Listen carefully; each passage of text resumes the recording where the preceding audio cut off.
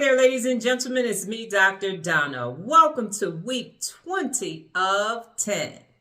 Last week, I read Who Moved My Cheese? Here's what I have for you.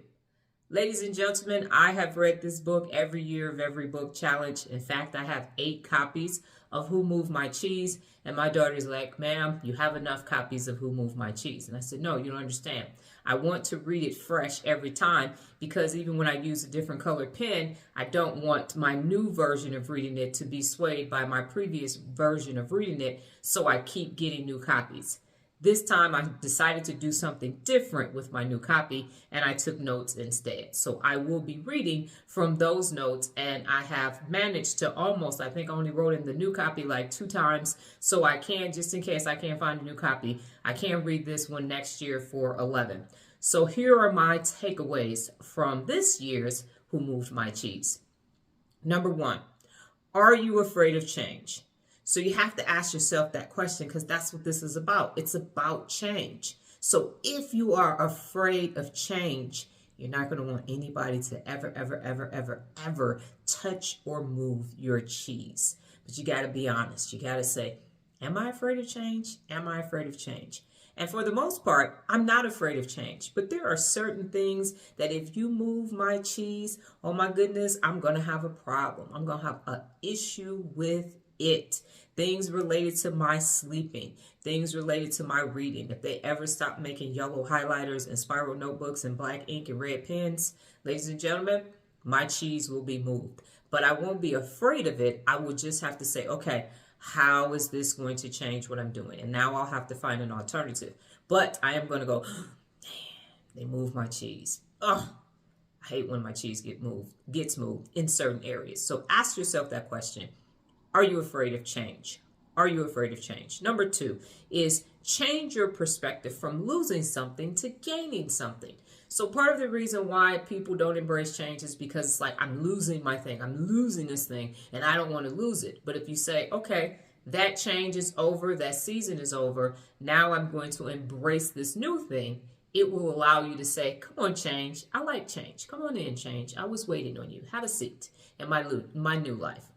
The next one is, does your cheese let you have a better life? Because some of the things that you don't want out of your life are not good for you. They're no bueno. So you have to ask yourself, for the things that are your cheese, are they giving you a better existence? And if they're not, that needs to change.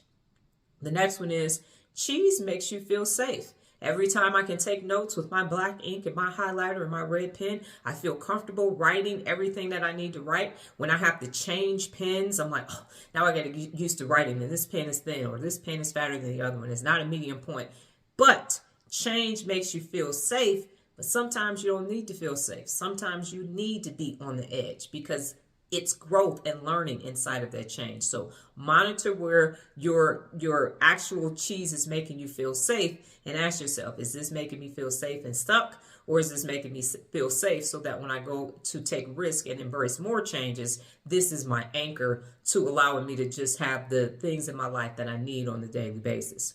Now, the other thing is current cheese makes you create comfort zones. So your current cheese has you in this nice little comfort bubble, and you have your paycheck, your house, and your car, your significant other, your children, and everything, and all of that makes you feel safe. And now you got this nice little cushy comfort zone, and then a disruption happens. You have to change positions. Your car breaks down, and you need a new car. You have to move for work or anything else that can happen in life. And now you are upset because your comfort has been rocked. You worked really, really hard, like they say in the book. You worked really, really hard to keep your comfort zone right where it is. And oh no, this is unfair. This is unfair. Nope, it's just change. It's just a part of life. So only create a comfort zone for if you're needing to heal from something or you're needing to rest. And when you just keep it in that pocket, then everything else, it will allow you to embrace change. But when your whole life is a comfort zone, that's when you start going, well, I don't want to change. And again, that's no bueno. The next one is comfort zones and routines will also stop you from embracing change. It's like, I'm 50. So imagine if I had stayed at my corporate job, I'd have been there for over 20 years. And now all of a sudden they say, hey, we're downsizing, right sizing, outsizing, and you got to go. Oh, that's just going to make me feel bad. And I'm not going to embrace the next season in my life because of the routine.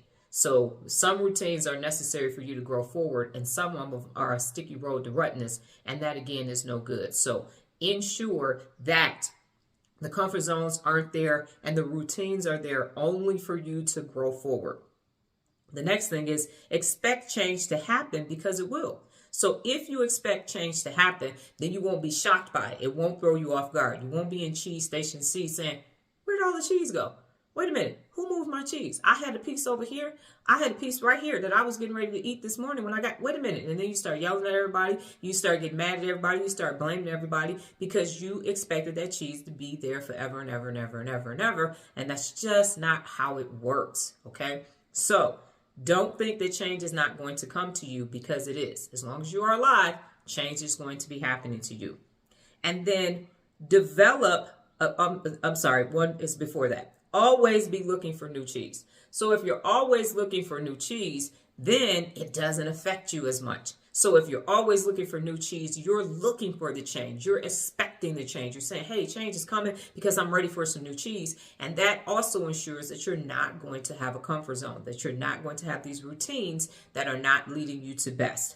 And then the final thing is develop a change strategy so that when change occurs, you are ready for it. If anybody has ever been around someone who's expecting a baby, you got to have that bag by the time you're 7 months, because at any time the little baby could say, I'm coming today. And so you have that bag. And when you watch the spy shows, they have a go bag. And if I was in the military, you got to have your stuff. When you're on high alert, you got to be ready to go. So have a change strategy ready, because that's the problem, is that if you have a comfort zone and you're in a routine, you're not thinking about change, so you're not prepared for it. But if you already have your change strategy ready, when change shows up, you implement the change strategy. It allows you to embrace change. It allows you to continue to grow and go. Okay? So don't be afraid of change. Get rid of your comfort zones. Get rid of your routines. Go look for new cheese, because change is inevitable.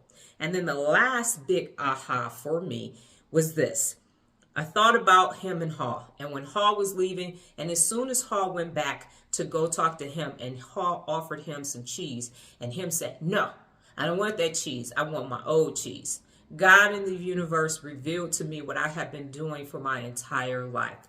I have always left Cheese Station C, and I have always come back with new cheese, and I go back to Cheese Station C, and I offer the people from my past new cheese, and they have consistently told me, no, I want my old cheese. And it hit me like a ton of bricks.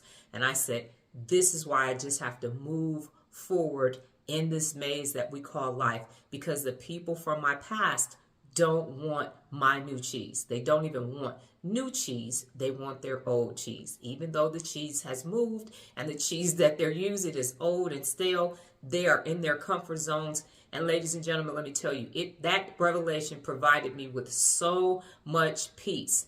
Hence, the 8 copies of Who Moved My Cheese. Because if I had read a previous copy, I would have been looking at my notes and my dog ear and my pen marks and all of that, and I could have totally missed it. I could have totally missed it. So every time I read this book, I have to start with a fresh copy, because I have a fresh perspective. So yes, of course, I am recommending Who Moved My Cheese. Got it? Good.